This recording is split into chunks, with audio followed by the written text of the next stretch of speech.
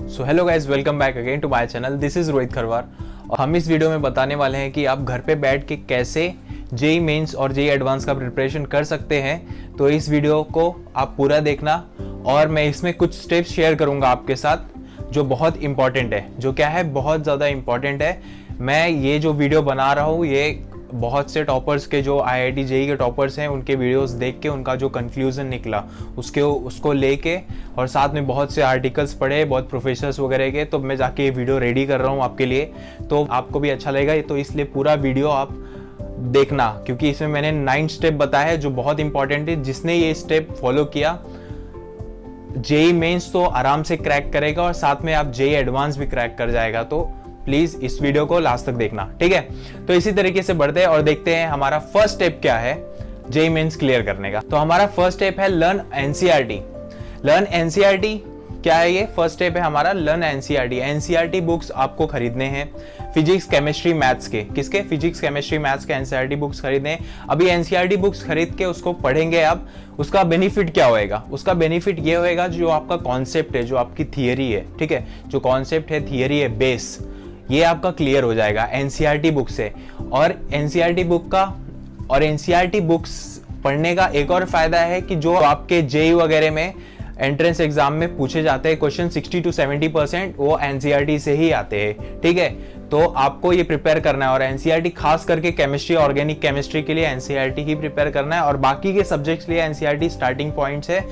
ये एक important factor है इस सब के स्टेप में कि आपको एनसीईआरटी प्रिपेयर करना है, जिससे आपका बेस स्ट्रांग हो जाएगा, साथ में आपका कॉन्सेप्ट क्लियर रहेगा और थियरी क्लियर रहेगा।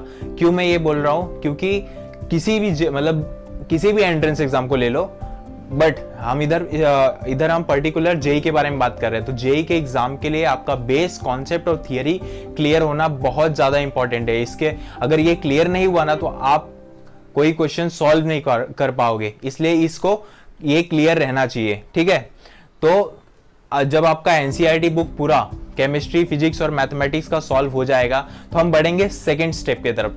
तो सेकंड स्टेप क्या है आपका? Reference book. रेफरेंस बुक मतलब जो अगर आपका एनसीईआरटी का पूरा बेस, कॉन्सेप्ट और थियरी क्लियर होने के बाद रेफरेंस बुक जो है उसको आपको प्रिपेयर करना है। तो रेफरेंस बुक्स में क्या रहता है? एमसीक्यूज टाइप क्वेश्चंस रहते हैं, ठीक है, तो ऑब्जेक्टिव टाइप क्वेश्चंस रहते हैं। तो उसको कैसे करना है आपको?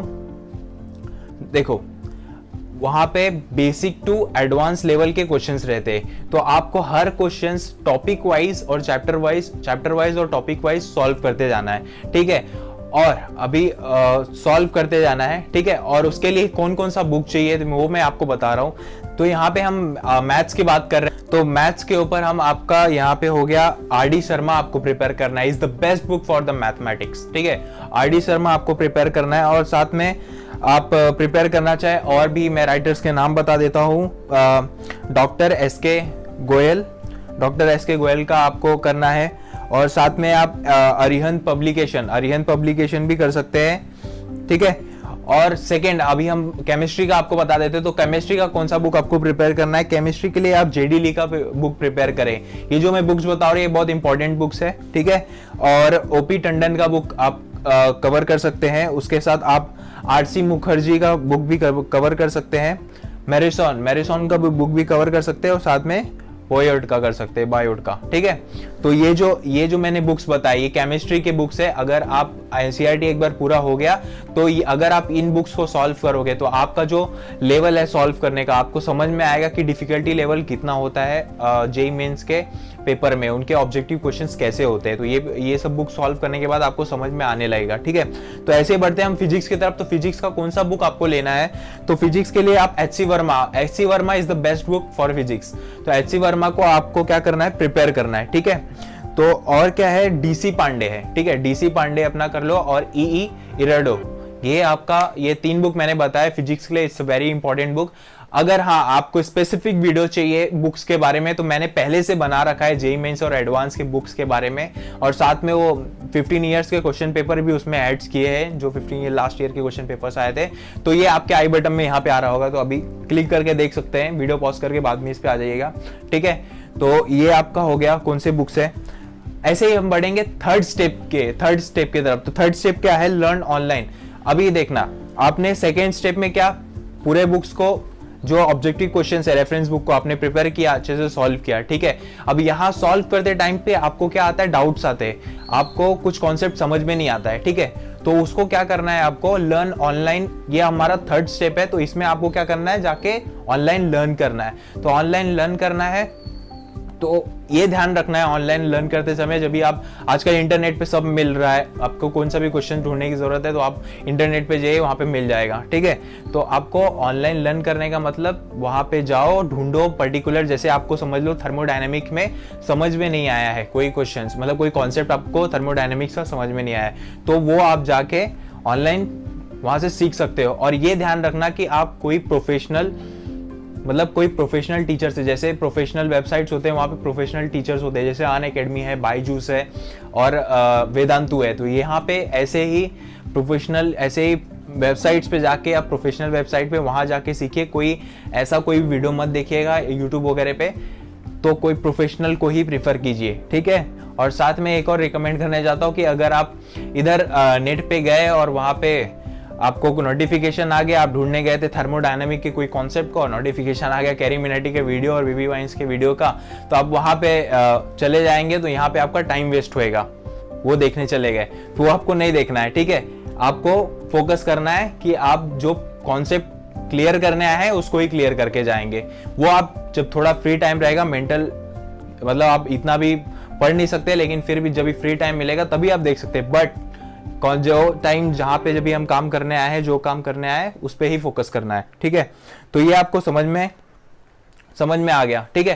तो हमारा फोर्थ स्टेप क्या है, फोर्थ स्टेप है आपका रिवाइज डेली और क्लियर डाउट्स, ठीक है। तो आपको क्या करना है, डेली बेसिस पे आपने एनसीईआरटी क्लियर कर लिया, आपने रेफरेंस बुक सॉल्व कर लिया, ठीक है। उसके बाद आप लर्न ऑनलाइन से सीख भी रहे हो, जो कॉन्सेप्ट आपका क्लियर नहीं हुआ था वहां जब भी आप रेफरेंस बुक आप सॉल्व कर रहे थे, तो वहां पे कोई कॉन्सेप्ट पे आपको क्वेरी थी, तो आपने लर्न ऑनलाइन से लर्न कर लिया कोई पोर्टल से जाके।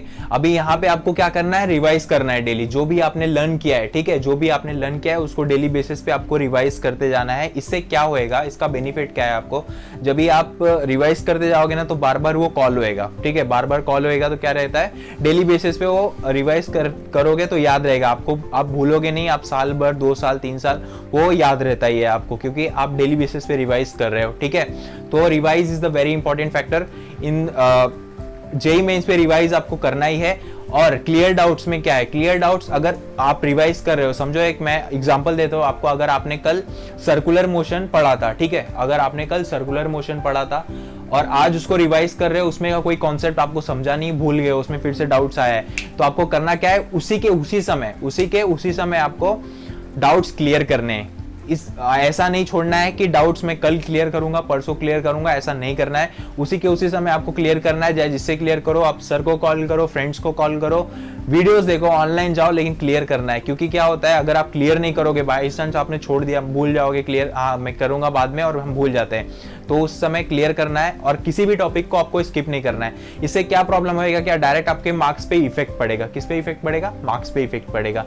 तो आपको क्या करना है, डाउट्स क्लियर करने हैं, कोई भी टॉपिक स्किप नहीं करना है, यहां तक कि छोटा सा छोटा डेफिनेशन भी स्किप नहीं करना है। इट्स वेरी इंपॉर्टेंट, क्योंकि जेईई ऐसा नहीं है कि ये पर्टिकुलर टॉपिक्स में से ही आपको क्वेश्चन पूछेगा। जेईई मेंस में आपको कहीं से भी क्वेश्चन पूछ सकता है, चाहे वो छोटा सा छोटा डेफिनेशन क्यों ना हो। डेफिनेशन देके आगे पूछ लेगा किसका डेफिनेशन है वो, तो वो भी आपको बताना पड़ेगा, ठीक है। तो इसलिए मैं बोल रहा हूँ कोई टॉपिक स्किप नहीं करना है, सबका अच्छे से प्रिपेयर करना है और डाउट्स क्लियर करना है। ये इंपॉर्टेंट टॉपिक था। इसके बाद आपने एनसीईआरटी बुक्स पढ़ लिए, फर्स्ट स्टेप हो गया। उसके बाद आपने रेफरेंस बुक सॉल्व कर लिए, उसके ऑब्जेक्टिव क्वेश्चन। उसके बाद आपने थर्ड लर्न ऑनलाइन कर लिया। उसके बाद आप फोर्थ ये रिवाइज कर लिया डेली बेसिस पे, और आपने डाउट्स क्लियर कर लिए। ये 4 स्टेप आपने कंटिन्यू कर लिया। अब 5वां स्टेप समझो क्या है। 5वां स्टेप है कि आपको जितने भी 15 इयर्स के क्वेश्चन है, पिछले 15 इयर्स के क्वेश्चंस, वो आपको सॉल्व करने हैं जेईई के। तो वो कैसे, मैं उसका वीडियो में बना रखा हूं। मैंने बताया कि बुक्स के ऊपर और 15 इयर्स के ऊपर आप जाके देख सकते हो। वहां पे मैंने बताया 15 इयर्स के क्वेश्चन, फिजिक्स, केमिस्ट्री, मैथ्स के मिल जाएंगे वहां, बुक में मैंने बता रखा है, ठीक है। कौन सा बुक है वो वीडियो पे देख लेना। तो आपको क्या करना है, वो 15 ईयर का क्वेश्चन सॉल्व करना है। कैसे सॉल्व करेंगे, आप ऐसे नहीं स्टार्ट करेंगे। ये 2020 चल रहा है ना, तो आप 2019 का पेपर स्टार्ट नहीं करेंगे। आपको स्टार्ट करना है 2004 का पेपर।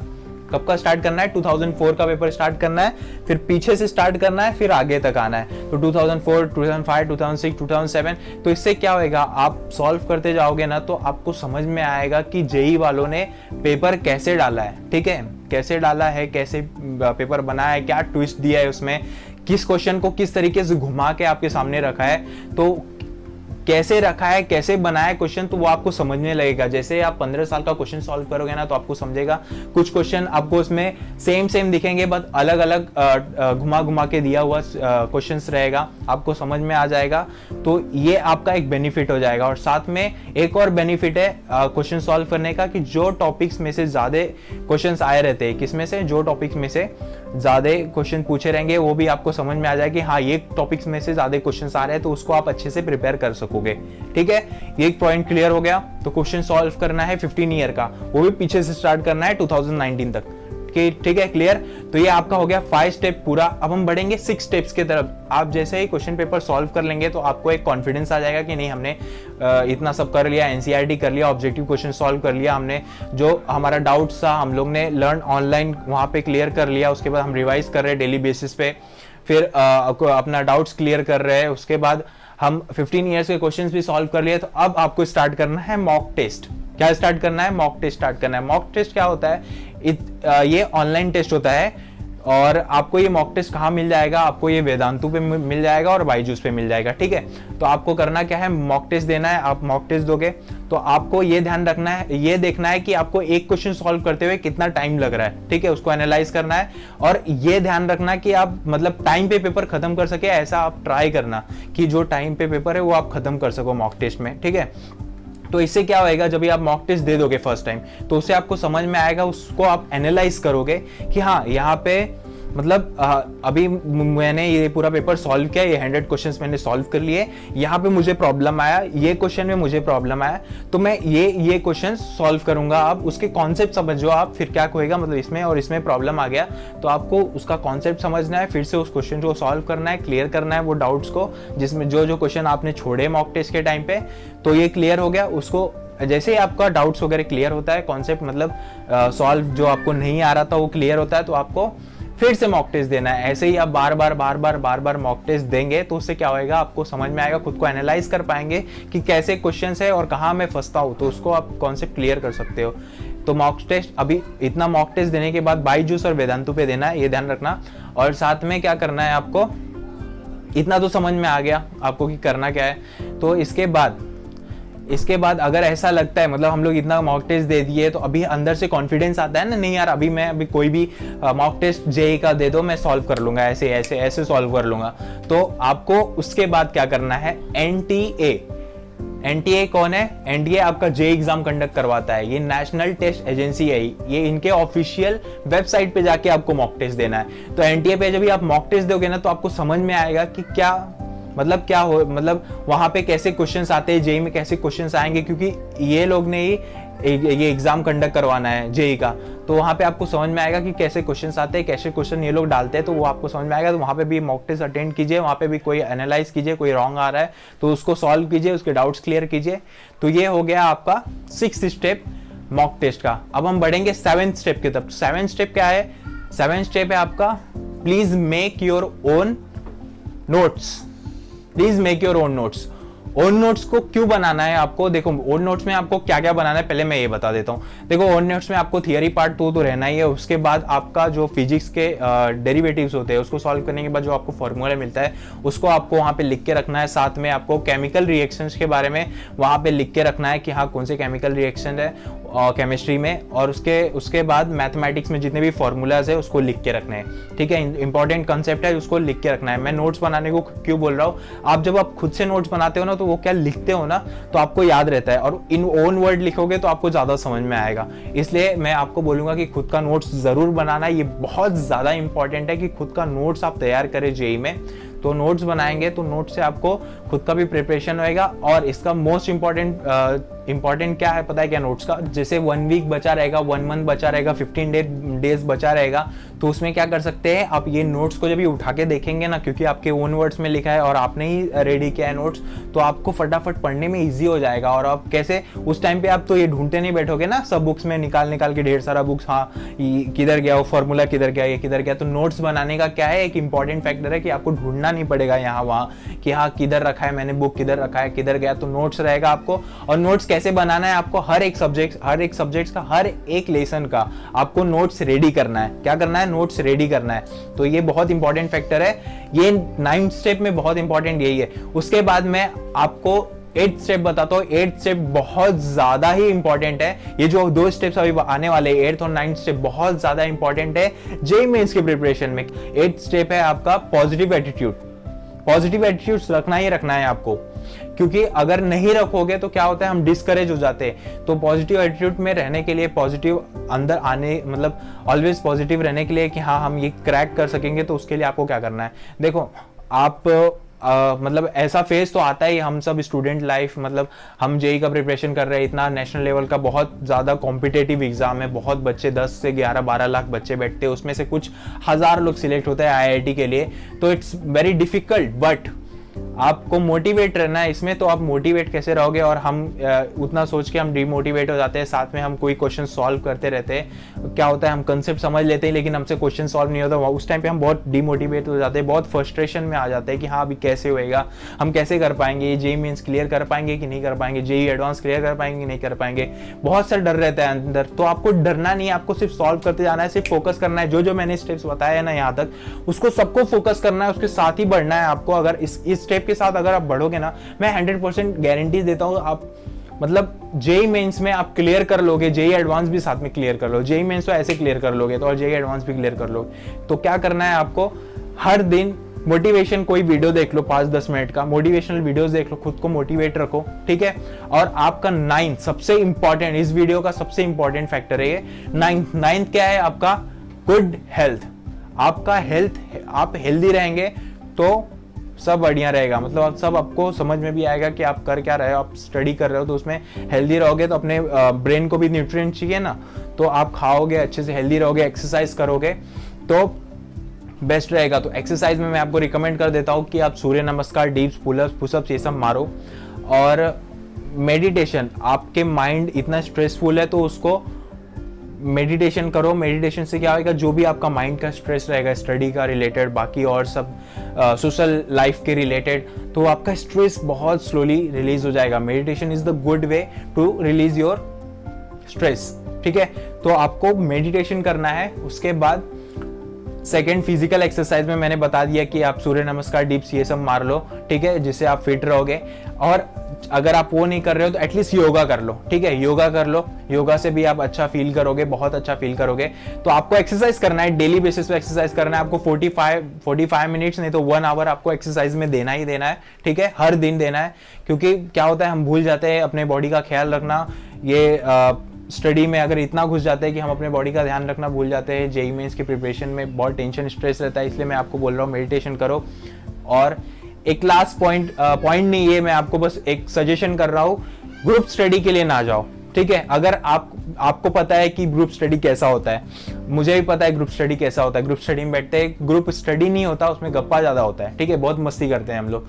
स्टडी नहीं होता, बस मस्ती करेंगे, जोक्स मारेंगे, खत्म हो जाता है। तो ग्रुप स्टडीज को मत जाओ। Self study is the best study. आज तक का सबसे बेस्ट स्टडी है सेल्फ स्टडी। कोई स्कूल, कॉलेजेस, कोई भी है, कितना भी पढ़ा ले, आपको दिमाग में नहीं घुसेगा आप जब तक आप सेल्फ स्टडी नहीं करते हो। तो self study is the best study, मैं समझता हूँ। सो आपको भी रिकमेंड करूंगा, सेल्फ स्टडी करो और साथ में ज्यादा ग्रुप स्टडी को न जाओ, अवॉइड करो, ठीक है। तो आई होप कि जितने भी मैंने 9 स्टेप्स यहाँ पे शेयर किए, जो आपके 9 स्टेप्स आ रहे हैं यहाँ पे, तो ये आपको क्लियर हो गया होगा, ठीक है।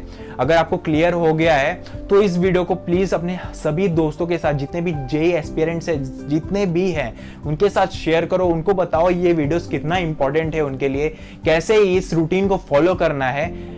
तो इसको, ये जितने भी 9 स्टेप है, इसको फॉलो करो, उनके साथ शेयर करो और सब्सक्राइब करके रखो, क्योंकि मैं हर संडे आपके लिए ऐसे जेईई के रिलेटेड वीडियोस लाने वाला हूं। और भी मतलब इंपॉर्टेंट क्वेश्चंस मैं बताया ना कि कुछ टॉपिक्स मतलब जो रिपीट हुए उनके इंपॉर्टेंट क्वेश्चंस, तो मैं अभी हर संडे, ये मेरा स्पेशल संडे होता है, तो मैं इस पे सिर्फ जेईई एग्जाम्स के बारे में ही बताता हूँ। तो इस चैनल को सब्सक्राइब करके जाना यार, बहुत मेहनत लगती है हर एक वीडियो में। मैं जो भी वीडियो लाता हूँ बहुत रिसर्चफुल रहता है, बहुत सोचने के बाद, बहुत आर्टिकल पढ़ने के बाद, बहुत से चीज़ें देखने के बाद ही मैं ये वीडियोस बनाता हूँ, नहीं तो मैं नहीं बनाता, क्योंकि मुझे रॉन्ग इन्फॉर्मेशन देना अच्छा नहीं लगता है। इसलिए प्लीज़ इस चैनल को सब्सक्राइब करके जाना, अपने सब दोस्तों के साथ शेयर करना, अपने बड़े भाई की बात मान लो और हर दोस्तों के साथ शेयर करो। So thank you so